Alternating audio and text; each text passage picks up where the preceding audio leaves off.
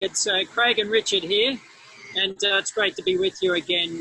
And it's really tremendous to be a part of this community all around the world, exploring mindfulness, but also collectively dealing with this COVID-19 situation collectively, and lots of discussion about mindfulness generally, but particularly how it's helping so many people with dealing with this situation. So, and I think a lot of our learners are really noticing in this sort of climate how much the mind wanders and the kind of things that it wanders to. I think practicing mindfulness in the current environment is a little like, I don't know, a high degree of difficulty dive, right? This is not an easy time to be learning and practicing mindfulness. And so there's really some valuable insights, but I think it's a really good time to sort of take care and just step through the process and really support each other as we learn about it. Richard, the big four practices, cognitive practices, have been a big topic this week as well. And one of the main areas too has been dealing with difficult emotions. Yeah, well, there are certainly a lot of emotions around at the moment, aren't there, Craig? Yeah. Very challenging situation, I think, for a lot of people. And I think as these emotions come up, as we're stuck inside, perhaps certain people are unemployed or working less, maybe the kids are home from school, and I think for a lot of people that I've been speaking to, it feels like a bit of a pressure cooker. So there is a lot of emotion around. There's a lot of fear, of course, and uncertainty, and how we relate to that becomes very important, becomes central. Because if we, of course, start to get caught up in resisting the emotion or reacting to the emotions that we have, that's just going to add in an additional layer of stress and difficulty. And so I think to navigate it well, we can apply some of those cognitive practices. We can start to just be present with whatever's happening, to practice things like acceptance, that this is the situation we're in, this is what I'm feeling, rather than resisting the emotions that we're feeling, perhaps letting go, which we'll talk about a little bit later in the video. So all of these things help us to be with the unpleasant, the difficult emotions that are resulting from, very naturally, I would say, resulting from the situation that we're in. Yeah, some level of stress and anxiety might be entirely natural and a human thing to experience, but I guess it's the insult that we add to the injury by being stressed about being stressed or being anxious about being anxious. And if we can learn to, through mindfulness, just be a little bit more comfortable with that, then maybe we're going to amplify it through that sort of reaction and attitude that we bring to those uncomfortable, emotional states and the physical effects that they often experience as well. Yeah, and that is, of course, that's the beginning of it. And ultimately, the emotions that we experience are often, well, they're generally created by what's happening in the mind. So if we can stop our mind getting too caught up in the fearful thinking or the reactions to what's actually happening, we might not feel so many strong emotions in the first place. And it makes it, and some of our learners have been talking about Stoic philosophers, like yes, Epictetus. You got something to say about that? Well, just so many great Stoic philosophers, and in a way, it's kind of a bright spot in all of these events, is that people are in many ways getting very philosophical, and the Stoics had a really great tradition. Marcus Aurelius and Epictetus and others, really worth reading, because how to deal with adversity, I think they were experts. Yeah. So also there's been a number of learners commenting about catastrophizing adds to the stress, and about, just the whole fact of catastrophizing about events and what's going to happen in the future. Would you like to say a little bit perhaps about that? Well, first of all, I would say that it's just a very normal thing for the human mind to do. Our brains hate uncertainty. And of course, this is a time where so many things are uncertain and unprecedented. And so in that vacuum of the unknown, the mind desperately wants to reassert control. And one of the ways it does that is to start worrying and ruminating and catastrophizing, thinking about the worst possible outcome so that we could maybe prepare ourselves for that. But, what's the effect of that? And is that really worth doing? I mean, we think about, okay, this could be doomsday. What are we going to do? So we rush out, we buy all the toilet paper, we buy all the pasta, we buy all the rice. But at the end of the day, we don't have a lot of control over what's happening here. And so the mind constantly trying to get control by catastrophizing, it's probably, and a lot of our learners are pointing this out, it's just causing us a lot more suffering. And so if we can notice ourselves getting caught up in that worst case scenario thinking, or even just excessive worrying, if we can bring our attention back to what's actually happening focusing on the what is rather than the what ifs, that's going to reduce that level of stress. It's going to boost our immune system. It's going to mean it's less likely that we get unwell physically, but also mentally. It's just going to mean that we're a bit happier.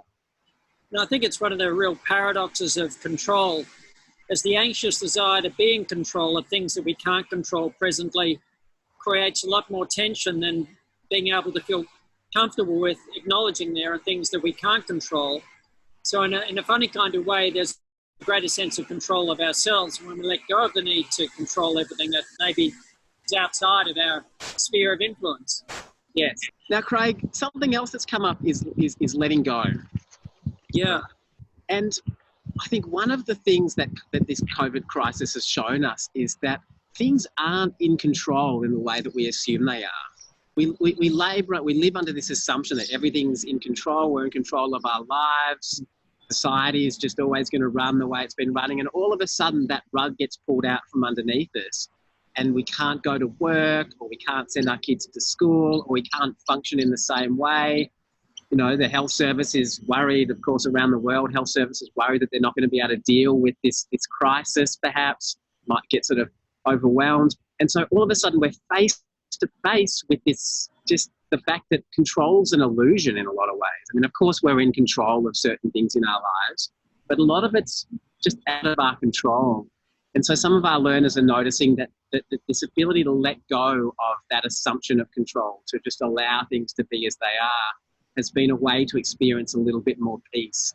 And I think that's potentially one of the silver linings here, that the coronavirus is helping to show us that, and that if we can just let go and allow things to take their course, while at the same time being discerning and preparing ourselves as best we can, that's perhaps one of the best ways to get through this. And I think in letting go of how we'd like things to be, it often frees up the energy and the mental space to actually start to flow with and respond to things as they are. Because there's certainly a situation that needs a response. We don't want to confuse mindfulness with denial. It's actually about attention and engagement. But that letting go of how I'd like things to be or how things should be frees us up to actually really engage with the situation. Like our ideas about the future as well. You know, we had an assumption maybe early in the year, like what we thought our year was going to be like. We've got an assumption when we step out the door what we think our day is going to be like, but we never really know until it happens.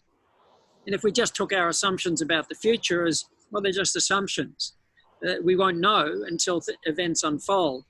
Then when things happen that are unexpected, it's a lot easier to adapt and adjust than if we have an assumption and then we can't let go of that assumption. And then all of a sudden we have no ability to be resilient and adaptable, to be innovative and creative. And I think that's one of the things that many people have found, both in this course and all around the world, is that there's all sorts of new possibilities coming up, which is tremendous. I think that's a real sign of mindfulness and engagement. Yeah. And of course, acceptance, the same thing, just accepting the situation we're in rather than fighting with it is, of course, another way of just removing that secondary layer of stress. Yeah. And acceptance in relation to experiencing uncomfortable emotions like anxiety and so on. It sort of comes back to what we were talking about before, that and the fighting with it, the reactivity to it, of course, it has an amplifying effect. This sort of conversation too, opening up among a number of learners about the relationship between acceptance and apathy. And sometimes it's confused by people.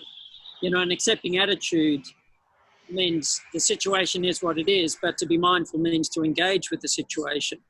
Or if there's nothing that can be done, just to be able to be with it. But acceptance doesn't mean not responding. And, as some of the learners were saying, accepting that something didn't go well, but being prepared to actually have another go and try and do better in the future was being confused by some others as being apathetic about it.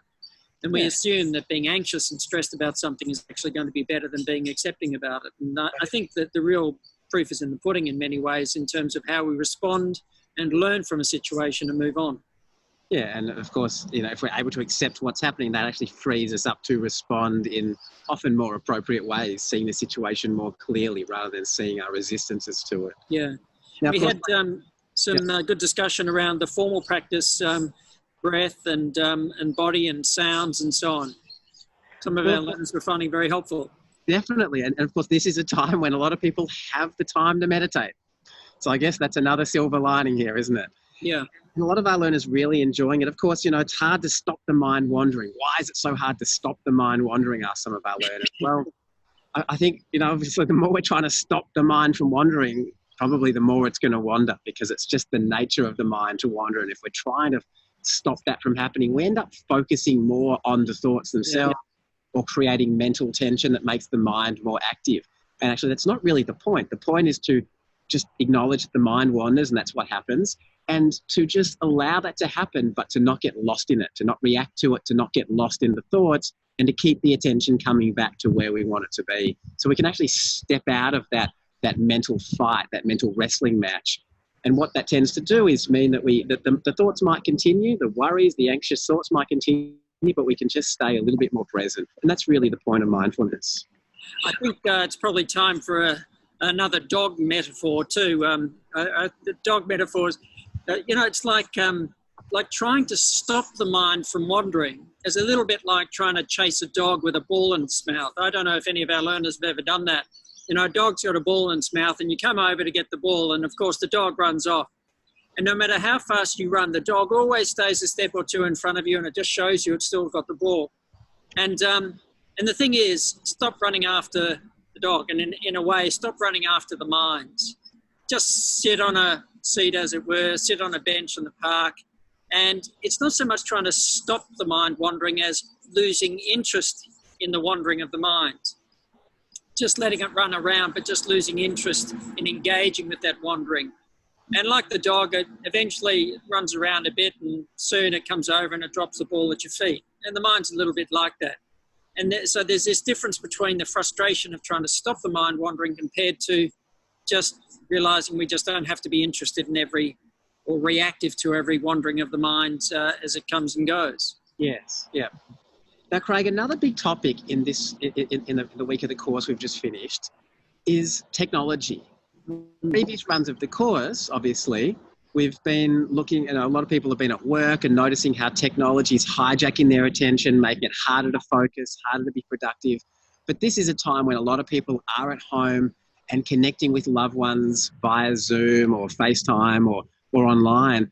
And so I guess it's added a layer of nuance to this conversation, hasn't it? Because I think it really add a lot of value. A lot of people right now are staying connected. They're working from home. They're educating their kids online. And at the same time, all of those same principles apply. If we're trying to multitask, if our attention's getting hijacked by the technology, perhaps that's causing problems. And I saw a really interesting news article the other night of a young woman being interviewed on the news and saying that she lives by herself, and she usually loves that because she comes home from a busy day of work. She's got a little cocoon, pats the cat on the couch. She's hating it because she hasn't been hugged in 3 weeks. She's missing that human-to-human contact. And again, that might be another sort of silver lining of the COVID crisis, that we realise that this online interaction, it's good, but it's not the full picture. It's not enough. Yeah, it's doing its best to fill that gap, but it's never going to be a replacement for real human contact. No. So it's been a really interesting and rich week. This is a really interesting and rich time for everybody all around the world, and we've really enjoyed being with everybody again. And thank you to Sherelle and Liz for all of their support as the mentors. This coming week, we've got a few topics. Managing emotions, which of course is never easy at the best of times, but we'll be exploring that together. Mindfulness in daily life, and there'll be a longer meditation practice next week as well. So keep those comments coming. We'll look forward to being with you next week, and I'll just sign off now from this sort of ghost town that is Monash University. Normally there's about 50,000 students on this campus here. So we'll be with you next week. Thanks, and bye for now.